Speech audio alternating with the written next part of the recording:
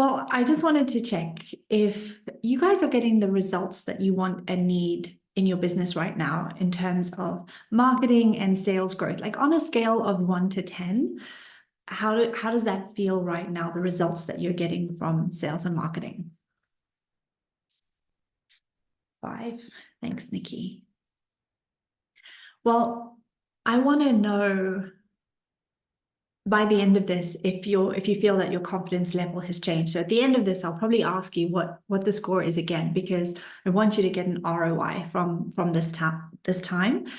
And I am going to stay on the end to do Q&A. So any challenges, roadblocks, headaches that you've got with sales and marketing, I will stay on as long as it takes to solve those problems for you. I recently did another training on the 7 pillars of business mastery, and marketing and sales are arguably the 2 most crucial pillars, and they are contingent. In other words, if you crack the sales and marketing pillars, there is no business challenge that you can't solve. So I'm really excited to show you ways that you can get more momentum and more traction with your marketing. So I'm just gonna, okay, I see that I've got people in the waiting room. So I'm just gonna, hi, Michaela. I'm going to keep that over there so I can actually see when people jump in and I can admit them. I should have left the room open, but never mind. We live and learn. So are you guys ready? Well, first of all, I want to share a very brief story about why I'm here and why I love doing these trainings.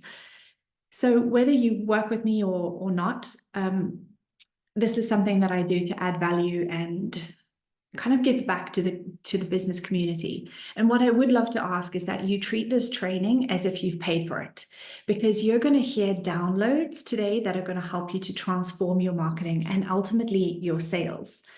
So back in the 2000s, I owned a digital agency. We had a very neat little studio in Birmingham, a team of designers, developers, and a list of happy clients that included blue chip companies.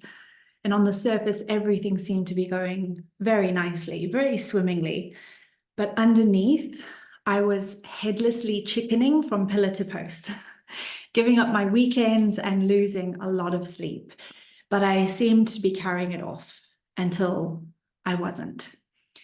And if some of you have been following me for a while, I know that you guys have been here on my trainings before, so you might know the story of how I lost my eyesight from stress-induced inflammation in my brain. And that is a side effect from riding that boom and bust roller coaster.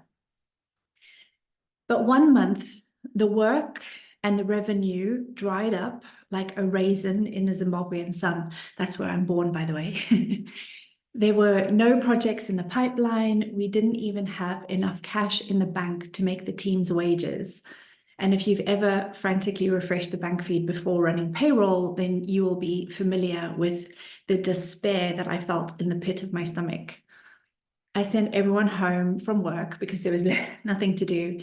And I sat on the floor in my empty studio crying into my pizza box.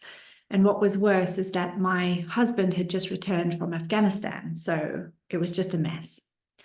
I was so ashamed. I felt so stupid. How had I let things get to this stage? What had I missed? What could I have done better? You know, I was supposed to be in the business of helping other people, and yet I was in this state. Classic agency mindset. So that period was something of a turning point in my business and in my life. And aside from going blind, I started to analyze where I went wrong, and I began to work my ass off to learn what I needed to do things better. And the key point to mention here is that when that happened, I call it Black April. When Black April happened, I wasn't a business newbie. I had been in the corporate world. I had a business law degree. I hadn't, been in this game, from scratch. I was studying for an MBA, and yet all that failure still crept up unnoticed. And then the problem I deduced was that I'd been operating with no real plan, no strategy. I had trial and errored my way to where I was. And if that sounds familiar, please give me a hell yes in the comments. I had massive blind spots. But fast forward a couple of years, and I invested somewhat fanatically into business. I got coached by Tony Robbins. I met Jay Abraham, and yeah, I went on a bit of a journey, spending an embarrassing amount of money on self-improvement business coaching. But finally, I created, refined, and implemented some critical processes that got us off that feast and famine roller coaster that so many business owners find themselves trapped on. I even figured out how to work on the business and what that actually meant. So for the first time in a long time, I didn't feel like I was on the back foot, constantly putting out dumpster fires or being totally consumed by the needs of my business. And I felt like I owned the business instead of the other way around. That's actually the moment I think I decided to become a business coach. So skipping forward a few more chapters of the book, that's what I do now. So I want to share some of the valuable and profitable knowledge that I gathered during those years with you. And like I said, what I'm going to share in this training is going to help you to flip your perception of marketing upside down and show you where some of those blind spots are. And if you're here, I'm assuming that you've had some success attracting and converting clients, but as your business has grown and developed, it's gotten harder to find leads or harder to find qualified leads, and those leads are getting harder to convert. The market is more competitive, the cost of client acquisition is going up, and things are just getting harder and harder. Does anyone feel that? That things are just really tough and getting harder? You know, we've been through one thing after another. Well, if that resonates, then you're definitely in the right place. So this is what we're going to cover today, because there's a point actually that when you grow your business, eventually scaling becomes less about attracting more clients and more about attracting the right clients. The problem then is that marketing and sales is a little bit like dating, only you're starting to get more picky, which means the pool of potential clients or potential matches is smaller and the competition is higher. So it just kind of gets that much harder. And most small and medium businesses address that through direct marketing. And whilst there's nothing particularly wrong with that approach, it requires a large budget, a big team, and a lot of resources. And at the end of the day, you probably still won't have anyone to take home to meet your mom, because all the marketing that you're doing is pushing, and it's all aimed at the same very few people that everyone else is trying to target too. So alas, the dating pool becomes a bloody red ocean of competitiveness, and you're swimming in it. So what I'm going to share in this training is going to flip all of that upside down. I want to show you a more chilled way to win clients and what it actually takes to build that momentum in marketing and sales. And I have no idea why I used a dating analogy, because I've just had my 19th wedding anniversary. I wouldn't have a clue how to go on a date. But anyway, let's have some fun. I'll be sharing this guide with you at the end, so I'll drop that into the comments, or I'll send you a DM with that at the end as well.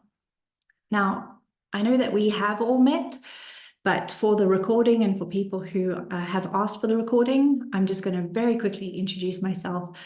I'm Shan. I'm a recovering agency owner turned business strategist and coach. And who am I to teach you about marketing momentum? Well, on average, my clients have grown their businesses by at least 72% working with me, and together we've created over $11 million in revenue growth for clients in the last 2 years alone. And I am on a mission to help as many business owners and consultants and expert coaches as possible to get off the feast and famine roller coaster and away from entrepreneurial poverty. And whether that's through these free trainings, my podcast, resources, or working together, I want to help at least 10,000 business owners in the next 5 years. And I'm just over about 700 business owners, so I have a long way to go. But enough waffle, you are here for value. So let's go and look at how to get traction and momentum in your marketing. So the first thing that we can do is we want to get out of the water so that you can see the whole beach. And that's really important, because when we look at your ideal market and your stadium of ideal clients, they aren't all at the same stage of their buying journeys. In other words, not all of them are in the water yet. And because they're at different stages and they're thinking and feeling different things, we have to do things differently. So I want you to first of all understand the ocean. So right now you're targeting clients who are looking and searching and hunting for your services now. That's totally logical. You know, we want to find people when they've got their credit cards out and they're ready to buy your coaching or your web design services or whatever it might be. The thing is, all of your competitors are doing exactly the same thing, which means that you're competing in this bloody red ocean for a tiny proportion of the market. So it's like trying to win the client lottery. So instead of focusing on marketing and selling to the tiny tip of the iceberg, we want to start thinking about the larger market formula. We want to think about how to create your path to permanently profitable marketing and sales conversion. So it's time to stop taking the leaky bucket to the ocean and start building yourself a pipeline. Now, I know what you're thinking when I say the word pipeline. You're probably rolling your eyes going, but just stay with me. Because if you don't solve this problem, you will forever be stuck on the feast and famine roller coaster, and you'll be spinning your wheels, taking one step forward and stumbling 3 steps backwards, and growth feels hard, it feels draining, and it feels exhausting. But this gets to be easy, and I want to show you how. And I promise that when I explain the concept of the pipeline, it's going to be different to what you may have heard or what you may have associated with that word before. So drop all your preconceptions. This is actually one of the many things I teach my clients. And I actually did an interesting analysis recently. Well, a little bit of a geek, so my version of interesting is somewhat different to other people's, but I decided to go back through all of my discovery calls for the last 3 years. And what I found was that 62% of businesses originally come to me needing some kind of marketing strategy and roadmap to get more leads. And more people are saying to me, Sean, I need more leads, but I don't want to be on social media. I don't want to dance on TikTok. And I totally get that because I'm in the same boat. But the sales and marketing pillars being so crucial is why I put a huge amount of focus on how to build your path to permanent profits, get your pipeline flowing with potential, because you shouldn't have to take scraps of work. You shouldn't have to be coming up with retainers or putting your offers on sale or, you know, dropping your prices. Those are all band-aids for the real problem, which is your pipeline. So once you have this pipeline, there is no business problem that you cannot solve. You can move on to create mastery in the other 5 areas of your business. So the easiest way to explain how to do this is actually to show you. Is that okay? Are you guys ready? Ready for a flowing pipeline? So I want to introduce you to the buyer triangle. This is how you're going to understand the ocean that I talked about. So there is a 3% rule that is holding you back in your marketing and sales results. And I'm going to share what that triangle is and how that represents your market. I have to give credit to Chet Holmes. I learned about the 3% rule in this book, which is a book which changed my business and changed my life back in 2013 after that Black April that I told you guys about. It's a very old book, references fax machines, so don't judge me, but the concept is still true. So I want you to just release all preconceptions of marketing. I know that, I know that all of you guys who are here, you're all in marketing in some way, shape, or form. So just drop all your preconceptions of marketing. Open your mind and approach this with a little bit of curiosity and creativity. Okay. Now, as I said, the problem with most marketing is that it targets the tiny proportion at the tip of the triangle, the buyers who are actually buying right now. Whether you sell hats, cars, websites, cakes, I don't care. If I put 100 of your ideal clients into a room, around 3 of them will be actively hunting for that product or service with their credit cards ready. So you and all your competitors are vying for the attention of that 3%, which sounds crazy, doesn't it? Especially as they now are going to be more expensive to reach with paid ads. Cost per click, cost per client acquisition is going up. In fact, I read some statistics the other day. CPA is going up higher than inflation, so it's getting more expensive. Those 3% are probably already checking out your competition, and you have to be in the exact right place, the exact right time. So we've established that you're going to be better off getting out of that ocean. There is a far better, far more sustainable approach to winning over new clients, and this is it. When you create a number of different pathways that literally guide your audience into your brand or your business, it gets easier. You want to design each path for customers who are at different stages of the journey, from those who are completely unaware that they even have a problem to those who are just becoming aware of the problem and they're starting to consider you as a solution, or they're starting to think about whether or not there's a solution out there for them. And so when you design pathways for clients at each stage of the journey, you're going to create a stadium full of people who, by the time they're ready to buy, they will already be your raving fans. So this is what I call your path to permanent profits. We're going to be creating loads and loads of avenues to take them on that journey. Now, that's actually the view from my house, by the way.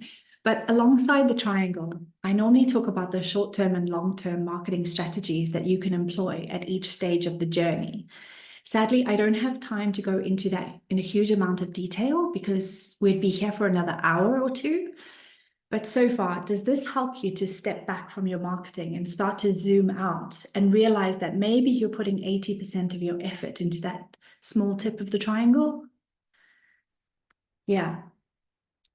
Well, I want to flip that upside down now, and I want to show you how to start building your funnel or your pipeline. You ready? Right. So we flip it upside down. We flip that triangle upside down, and now we've got your funnel. And what's key to creating marketing momentum is understanding your audience and understanding where they are at each stage in the funnel. So I don't know if that's landing for you guys, because you're talking to some people who aren't solution aware, they're not problem aware. Some people are in the water, some people aren't in the water yet. So that kind of gives you a 30,000-foot view of the stages. And this is how I like to break it down. So we have the start. Here, people may not even recognize they have a problem, let alone who is going to fix it for them. And sure, they might be aware that something isn't right, that it shouldn't be that way, but they can't actually articulate what that is. And we have to help them understand. You might have heard phrases like top of the funnel marketing, and that's where this kind of thing comes from. Then we have the middle, and the problem is that the problem has shown up for the client, but it might not be painful enough for them to do anything about it. Or perhaps they haven't found a solution that feels right just yet. So these customers, these clients, they need to understand what things could be like if that pain and that problem was solved for them. We want to show them what life is like on the other side of the bridge or the other side of the lake when that thing has been taken care of. That's the middle of the funnel. And then we have the squeeze. So these customers are very aware of the problem and they're aware of solutions. They are feeling the squeeze. They are feeling the pain of having this thing. And when they're standing there looking at the other side of the bridge or looking across the lake, all they need is a little bit of encouragement to take that first step. So this is bottom of the funnel nurturing. I know that you guys are absolutely getting this, but you might be thinking, yeah, this is really cool theory, Sean, but how do we actually relate this to your marketing strategy? And I'm going to definitely get that. But so far, are you having any insightful thoughts, any things dropping or downloading for you yet?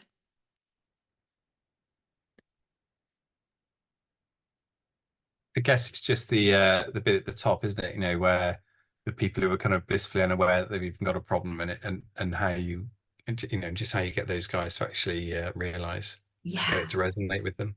Yeah, that's a really, really good point, David. And I'm glad that you brought that up, because I'm going to share how we do that. And I'm going to share exactly how we do that. Nikki,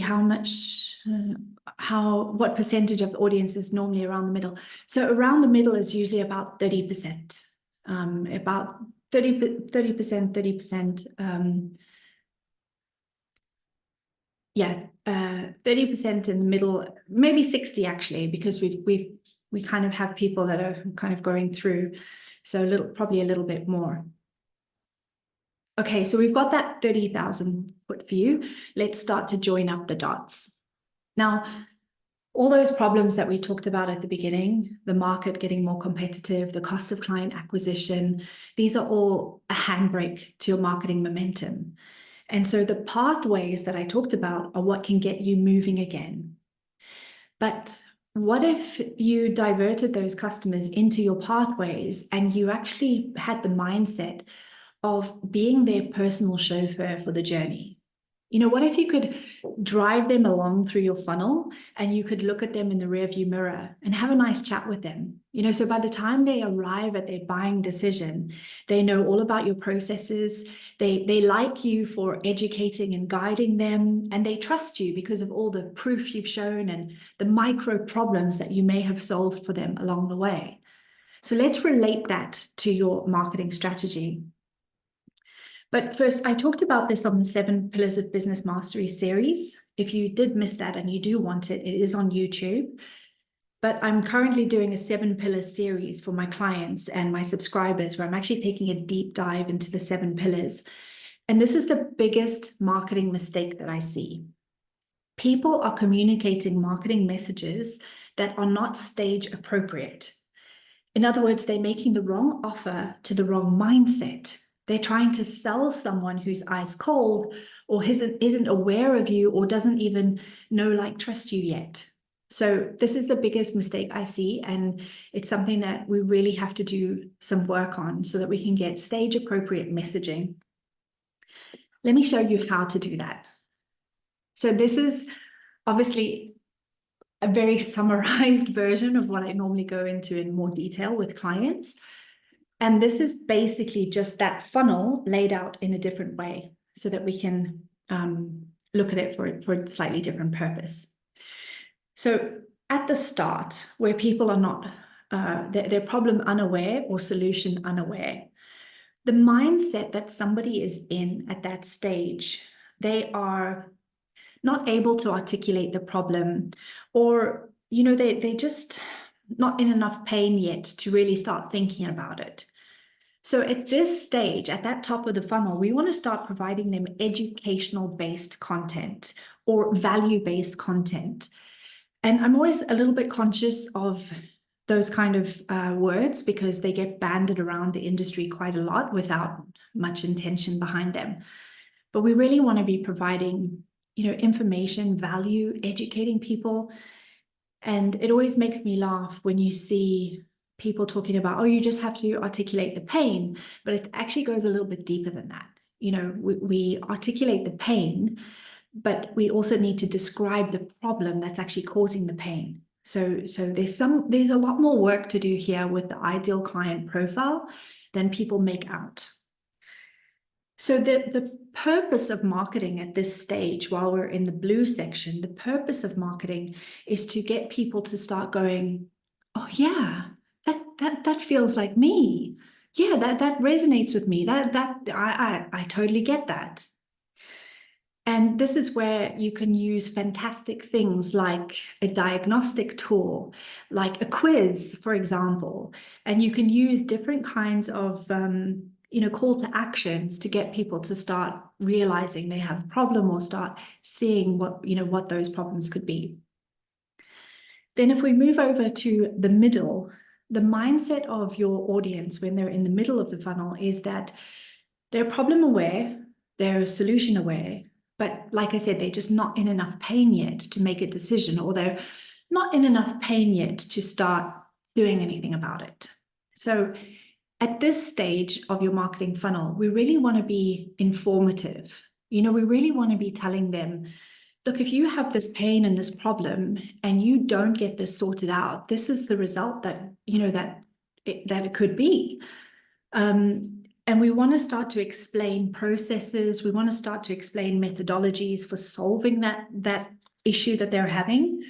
And we want to make them, it's a little bit of a terrible analogy, but it's a little bit like sticking the knife in and twisting it. You want to get them to feel the pain a bit deeper, but you also want to say, gosh, if I didn't have to live with this pain or this problem, oh, that's how things could be. You want to future pace them to what it looks like across the bridge or across the lake. And you want them to start thinking about what it could be like if that pain or that problem was solved. So here you want to be sharing case studies. You want to be sharing stories. You want to be giving them more detailed content on your processes and your, proven processes, methodologies, and that kind of thing. And then by the time people get to the squeeze point, we want to be encouraging them to take action, because their mindset is they're ready to take action. And we have some people who are action takers, which is typically my personality type. If I see something I like it, I'll just buy it. But your audience might be the kind of person who needs to have all the information. They need to see the blueprint and the roadmap laid out in front of them. And they're kind of people who read all the terms and conditions. So you want to think about your ideal client avatar in a huge amount of detail here. Are they action takers? Do they want to see the whole blueprint? Do they need a little bit more nurturing and, a little bit more cuddling around what it's going to be like to work together? Or do they want to know the facts and how this is going to work? How long is it going to take? That kind of thing. So again, I see people talking about ideal client avatars, but not really using them in an appropriate way. And if you've got an agency background, you'll know exactly what I'm talking about. So this is where marketing messaging needs to be action-oriented. We want to create opportunities for people to take action. We want them to feel, oh, this totally makes so much sense right now. It makes so much sense to solve this problem now. I get it. So here the call to action will be book a consultation, get a quote, that kind of get in there. And today is about marketing, but when I teach sales conversion, one thing that's really important is to know exactly what happens at the point that someone's ready to buy and have that mapped out. Because the more certainty and authority that you have at that point, the higher your conversions. Because people buy when they are certain. People buy certainty. So have that piece mapped out as well as the funnel. So I know I've absolutely whizzed through this, but hopefully you can start to see the journey that your future client takes.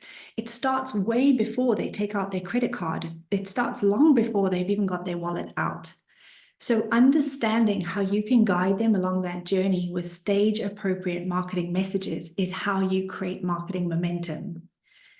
Now, one of the questions I sometimes get is, well, how long does it take to get someone through a funnel? And that question is, well, how long is a piece of string? I've had people go through this entire process with me in 1 hour.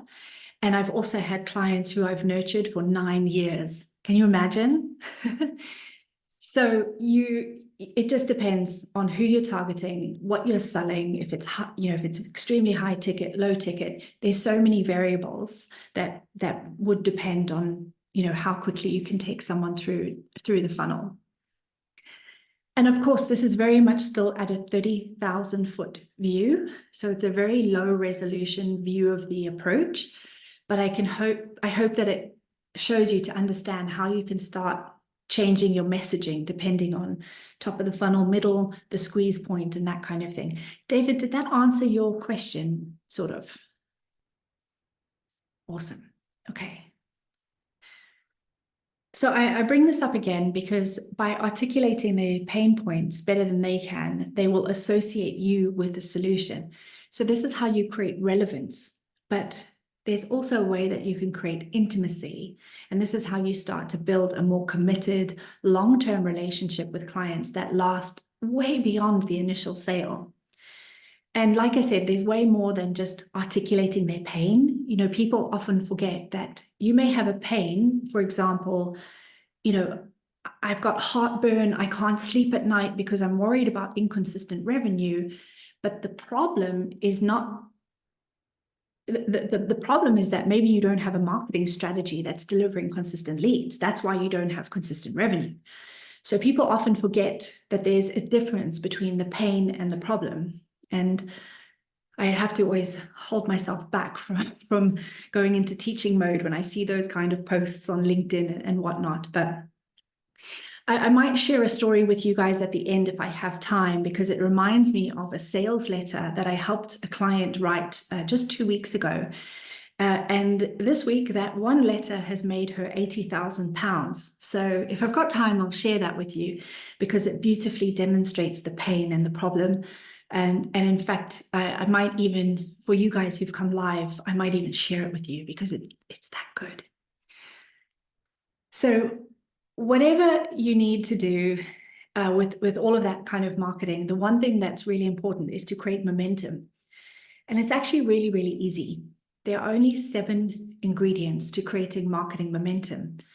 And I'm going to whiz through them again because it's not rocket science. But, you know, sometimes we forget that people see on average 4,000 ads per day. They see but we see on average 4,000 ads per day. Like, that's insane. I got that statistic from a podcast I was listening to last week. And I thought, wow, you know, so you have to really think about this trifecta that I'm going to share with you to make sure that messages are relevant, intimate, and, you know, we can really strike a chord with our ideal clients.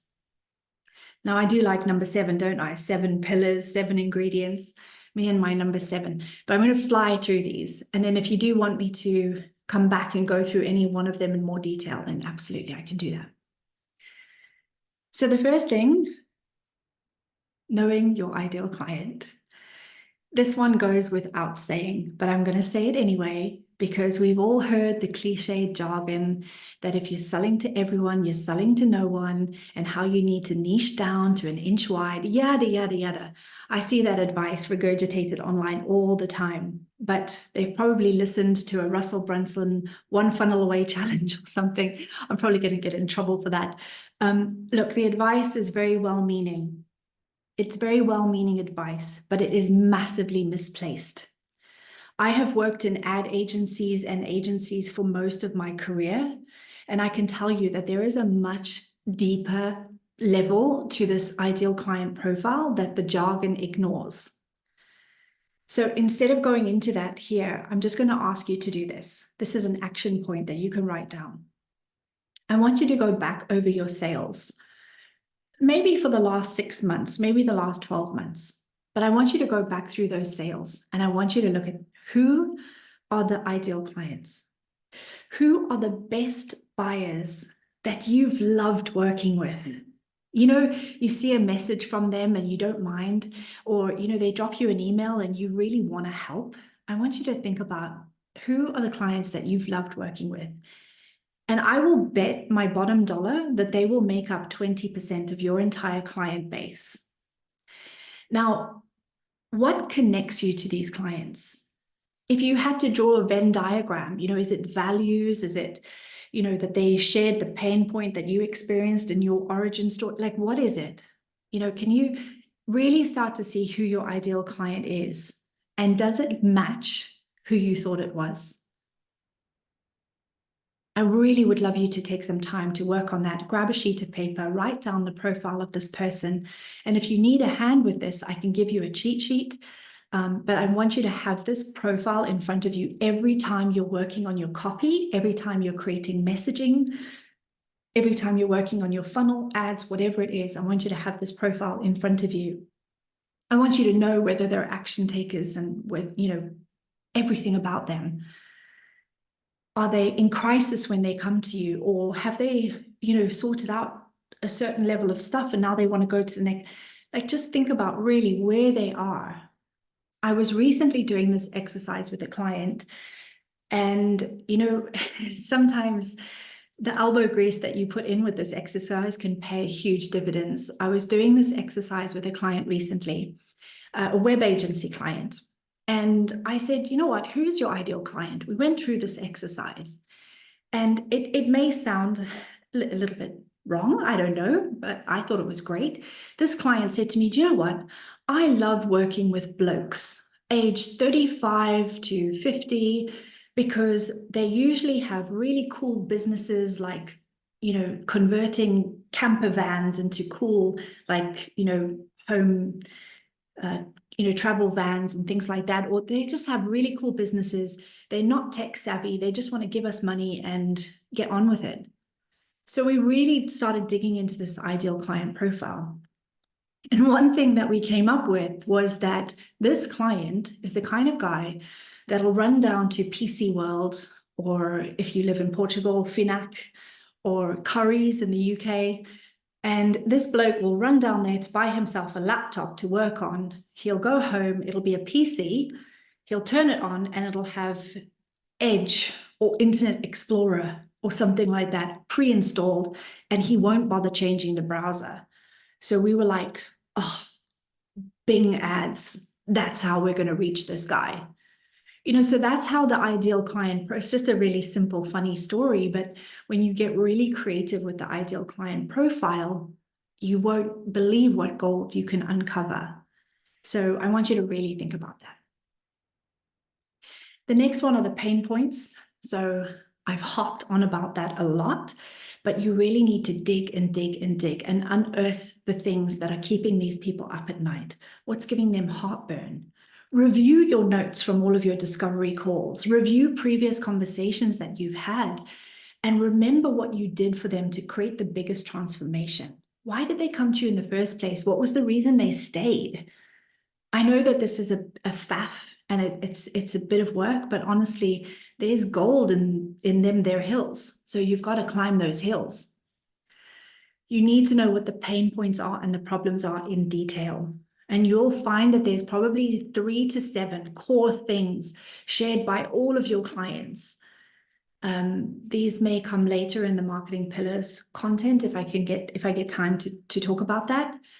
And when we look at the triangle, when I work with my clients, I try and wrap the whole thing in what's called your core story. So we have these 3 to 7 core pains, and then we wrap the whole thing in a core story, and that's what builds all of your messaging and everything. But yeah, so the pain is the issue, like not sleeping at night, but the problem is what they're experiencing, because of that.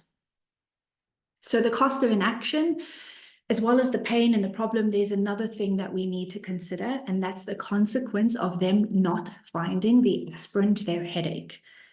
Sometimes I talk about this sort of messaging, like I said, as sticking the knife in and then twisting it a little bit, because you want to highlight the pain in big, bright pink neon letters and make it a little bit more painful by describing their future state if they don't fix the problem.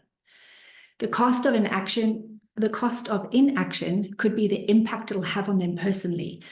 The tangible impacts. There could be an opportunity cost.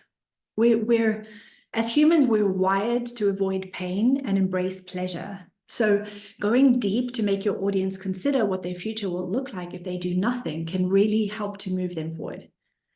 Yeah, Michaela, this is foundational. The whole marketing strategy success can totally depend on this. Absolutely. I think in fact, the cost of inaction is probably the one thing that all these gurus online don't even mention. The cost of inaction, of not fixing your sales and marketing pillar and getting off the feast and famine roller coaster, means you're going to get so stressed that you might go blind from stress-induced inflammation in your brain. That was my story. It doesn't have to be the cost of inaction for everyone, but you get the idea. Opportunity cost is a massive thing. Now, we talk about the desired result. I sometimes use the analogy of a lake or a bridge, and we want to take somebody across the lake or the bridge to see what their future will look like when they've solved the pain. So I really would love you to take time to craft a vision of what that really means for them to be pain and problem-free on the other side. My husband has to have surgery next month. I should probably not talk about this online, but my husband has to have surgery next month because he's in a huge amount of pain with his back. And after the surgeon described, post-op and what will happen as soon as he's had the surgery, how he's going to be pain-free, he doesn't care what it is, how much it costs. He's just like, I need it. I need this. So I know that's a very extreme example, but I did once hear this being described as you don't sell the you don't sell the aeroplane, you sell the destination. I like to think of it as a bridge though, because it suggests that your audience can see where they want to go, and a bridge is very tangible, it's achievable, so you can make sure that that description is so compelling that they actually want to cross the bridge and they want to do it with you. So when I work with clients on creating this vision statement, I actually call it a domino belief statement. I can share some stuff with you guys via email later if you want to see a little bit more about the domino belief statement. So then your core story. So you need to consider why your audience would be interested in you. Have you noticed that up until this point, the first 1, 2, 3, 4 points are all about your client, nothing to do with you? And again, I see websites and LinkedIn posts and marketing content that's, we're so great, we can do this, no, I love you, but your clients don't care. They care about themselves. So you need to go through all of that, and then you earn the right to then tell them why they should be interested in working with you. So this is your offer. It's your thing that's unique and interesting. It's how you're going to keep them engaged during that car journey. And I'm sure that there are so many facets to your brand story. And so there's loads in your origin story. Maybe you've been where your audience are and you've already walked over that bridge. You've walked a few miles in their shoes. So now it's about using that to help them see that that's possible for them. Personally, I talk about my days as an agency owner, and I talk about, understanding the feast and famine roller coaster. And I've only just recently started sharing my story about losing my eyesight from the stress. But that was the catalyst for me to get my entrepreneurial education, to get coached by the best in the world, to work on my personal development, to do my MBA. And so that once I cracked that code, I was then able to create the growth code for my clients. So that's part of my core story. But I find as an introvert, it's very difficult to work on. So it would probably be useful for you to work on that with someone else if you're like me. It always helps going through it with someone else because they say, gosh, that's so interesting. And you think, really? Well, really? So work on that with somebody, team up with a copywriter or team up with someone you know really well who can help you to pull out your story and help you to shape it. Then the other thing is the proven process. Now, an engaging story and understanding your audience are all very well and good, but you need to back it up. And your proven process shows your audience exactly how you'll go about getting results. This is what makes them believe in you to solve their pain. So if you haven't already done that, you want to think about what you're offering and have that process mapped out. And if you can create a proven process and create something and name it and trademark it, then an extra 10 points to you. That's why I've got my Nail It and Scale It program trademarked and the growth code trademarked, because it's that proven process.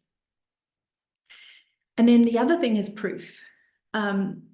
Now, how are you going to convince your audience that you're credible? Is it testimonials, case studies, business credentials? Those are all very useful things. If you're a surgeon, maybe your medical degree is all that you need. But if you're a coach, a consultant, then those proof points may be different depending on what field you're in. Now, if it's okay, I'm just going to go off piece just for a very brief moment. I just want to ask, you guys have all been in an elevator recently, right? I don't know if you live in a building with an elevator or you've been in an elevator recently. So if I say the brand name Otis, you guys have all seen that, right? Otis. Okay. Well, he didn't actually invent the elevator. In 1854, this guy named Otis came along and he invented a braking system for elevators. You know, because back in 1854, people didn't use elevators because they were scared. You know, today we hear about car accidents, you know, quite frequently, but back in those days, people would hear about elevator accidents. Can you imagine?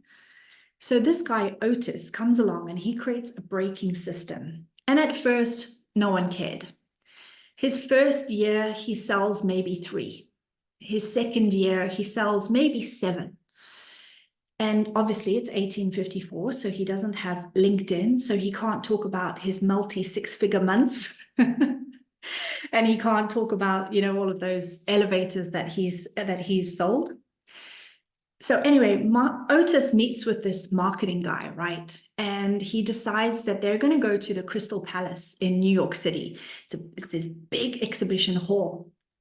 And they're going to do a demonstration.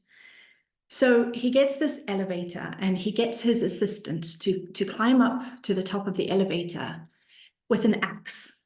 And he starts hacking away at the cords holding up the elevator. I think there's 2 cords. One goes up, one goes down.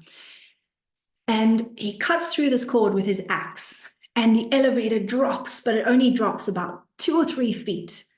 And everyone is in awe, everyone is watching to see what happens. And as the elevator stops, there's deathly silence. And Otis turns and says, "All safe here, all safe, gentlemen." And after that demonstration, well, he did the Eiffel Tower, he did the Empire State Building, and I don't need to tell you guys the rest of the story. So that's proof for you because Otis is still crushing it. And it's, 2024. So good on him. I love that story. So that's the proof. I want you guys to go back to your businesses and think about the proof that you can come up with and share with your audience so that they're like, oh, yeah, this is obviously the right choice.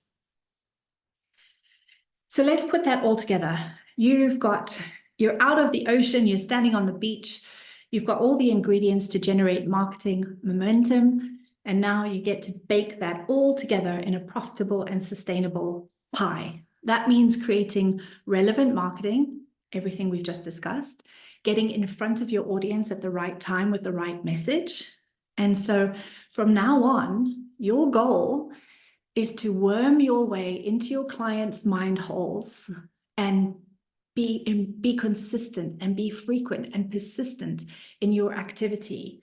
Because, you know, the one other big mistake I see in marketing is that we start and stop and start and stop, and you lose all of that momentum. So we get to be a little bit tactical now. I would love to spend loads more time on this, but we're nearly at the top of the hour. And I've got a few more things I want to share. So when we have this triangle that we've been through in detail today, at the top of the triangle, when we're targeting people who are actually ready to buy, because if you're doing anything like that right now, I don't want you to stop. But short-term strategies, these are things like paid search, Google ads, Facebook ads, posting on LinkedIn. Maybe you go to networking events, maybe you search for tenders, opportunities, you know, but as discussed earlier, these are the things that are targeting the hunters at the top. So if any of these tactics are working for you, please carry on. But at the same time, it's time to start building your marketing pantheon. And, you know, that could be things like content marketing, SEO, PR, industry publications. I cover lots and lots of the long-term strategies. In fact, I have about 21 long-term strategies that I teach in the Nail It and Scale It program. But I don't want to labor on that here. That I cover all of that, and you actually get a system where you can literally build your marketing pantheon in minutes. But the important thing as well is that I like my clients to discuss what marketing tactics they're comfortable with to stay relevant to your audience, and then we build out that marketing pantheon because we want to make sure that everything kind of fits together and everything is staged. Because I see too many times people rely on one source of leads, one source of new business. And then when that one source of new business stops working, then all of a sudden we're at panic stations. So I like to build out a marketing pantheon where we're adding long-term strategies every quarter to the business. We get one thing working, set it on evergreen, then get another thing working, and then we build out that pantheon. And I want you to think about your mission, because you guys are obviously all really good at what you do. And so it's your duty to go out there and sell and get in front of people to be seen as the go-to expert on the specific pain points that you've identified. And that's why I believe you should only have 3 to 7 core pain points that you talk about frequently and become known for. And that's what I teach in that core story. But again, it's not enough time to cover all of those things. But what I will say is that when it comes to marketing, dilution is not the solution, because we don't have Super Bowl budgets. I don't know if you guys have got Super Bowl budgets. I don't have Super Bowl budgets. So we have to pick, core things that we're going to be talking about consistently. And, if you're worried about being too specific and that you could be missing out on big groups of people, I hear you. I hear that objection a lot. But there's a balance to be had here, because there's something called the Barnum effect. If you've ever had your tarot cards read, you'll be very familiar with the Barnum effect, even though you might not have labeled it as such. It's a psychological phenomenon which says that if a message is delivered in the right way, people will accept generalities as being directly relevant to them. So basically, what I'm saying is that if you talk about one particular pain point or one particular niche, we all know I have some controversial opinions about niche, but if we talk about one particular pain or niche that's in the general vicinity of your target market, your ideal clients will relate to it anyway. So keep talking about your pillars persistently, and you will attract people who resonate with similar pain points, but become famous for those core things. I wasn't going to go into the Barnum effect, but I just remembered it, and it's really important. So I feel like I've put you guys in front of a fire hydrant and just turned on the tap. So let's just pause for a little breath and make this actionable. So I want you to just have a think about what your biggest takeaway is. And if you want to share it in the comments, I would love to hear what has stood out for you. But you've got 3 things to do now. I want you to go and review your marketing. I want you to look at it and ask yourself, be dirt honest. Am I only targeting the 3%? Look at your marketing messaging and ask yourself, is this meeting my audience where they are? And is it communicating with them on every stage of the journey? Review your marketing strategy. And if you don't have one, we need to talk. But review your marketing strategy. Do you have multiple short-term and long-term strategies to build your marketing pantheon?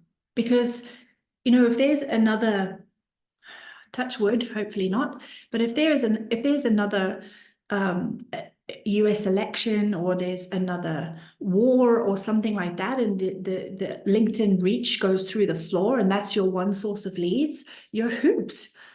Or if you run pay-per-click advertising and all of a sudden your CPA goes through the roof, and I have literally just seen that happen with one of my clients last week. Her CPA has gone from around £13 to £260. And so when that happens to one of the sources of your leads, you're going to be up at night with heartburn, wanting to phone me at 2 a.m, going, oh my God, what do I do? So I want you to build out that pantheon so that that doesn't happen. And it's totally possible.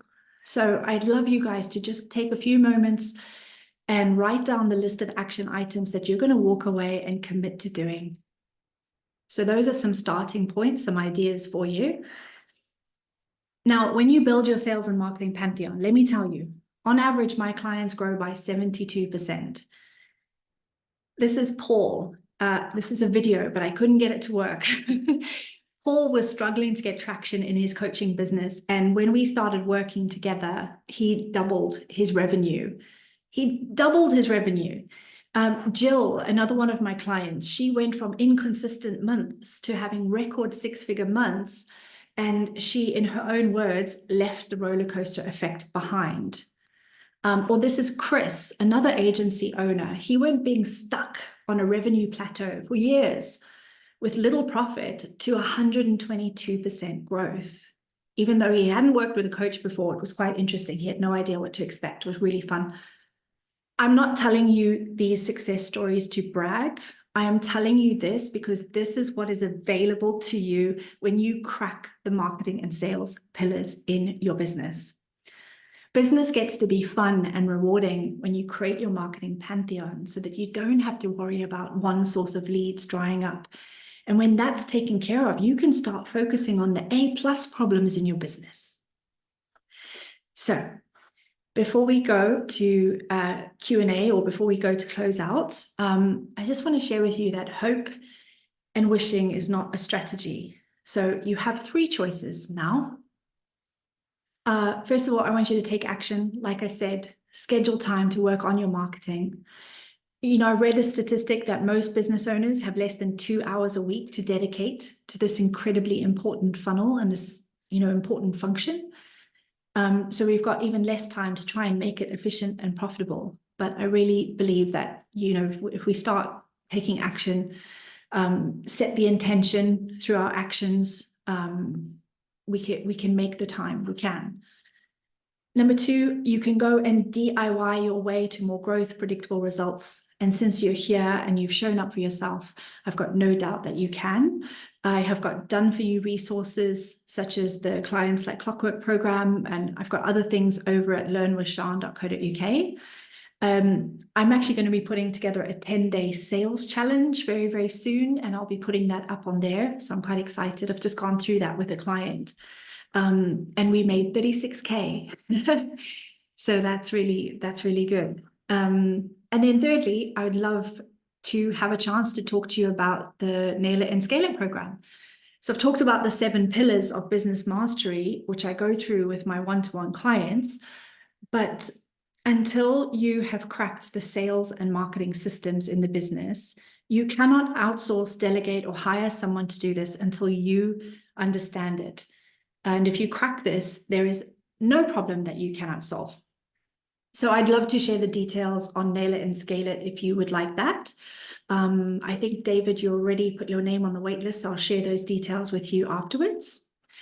Yeah, it's a 90-day program. Well, it's 90 days with 3 months of support. So we walk through all of these sections of nailing your marketing, going into what we did today, but in loads more detail. And then we look at building out your marketing pantheon and then having a system to scale it beyond the program so that you don't have to worry about the algorithm or dancing on TikTok or doing any of those stupid things. And I promise that the system for building out the marketing pantheon and building out your marketing strategy is as easy as drag and drop. So I am looking for a group of businesses who want to join me in this program and do it together so we can learn from each other. So I will put the details of that over in a message, and we can have a look at nailing and scaling it. But yeah, thank you guys so much for coming live and for showing up for your business. I'm so happy to hang around if you've got any questions or any specific headaches that you want me to solve.